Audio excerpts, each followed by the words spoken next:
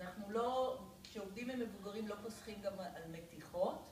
מתיחות זה דבר שמאוד חשוב לתנועתיות של המפרק. אבל יש לנו כל מיני מודיפיקציות שאנחנו עושים עקב המצב הגופני שנתקלים בו עם אוכלוסייה בוגרת.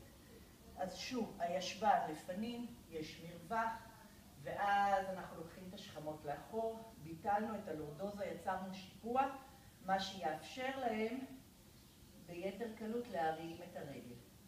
גם אם הם לא מיישרים עד הסוף, מתיחה זה דבר יחסי.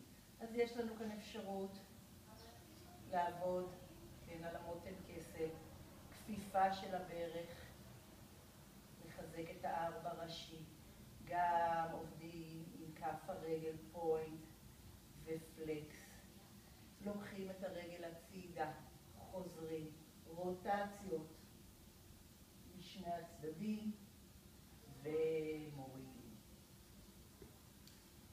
בסוף השיעור, לאחר שסיימנו רצפים גם של כוח מכל הכיוונים ורוטציות, היה לנו חימום, רצפים, מתיחות, אנחנו מסיימים ב5 דקות של מוזיקה רגועה, ושוב להתחשב באופי האוכלוסייה, להתאים את זה לאוכלוסייה, ו5 דקות, אפילו 4 דקות של ישיבה עם ישבן לאחור, גב כף היד על הירכיים, עצימת עיניים והתרכזות בנשימה.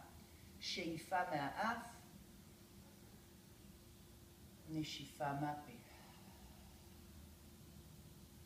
לתת להם את ההנחיה, לספור איתם את הנשימות. המוזיקה היא חלשה, אפשר להחשיך את האור ולשחרר אותם לעוד שבוע עד שיגיע השיעור הבא. תודה רבה.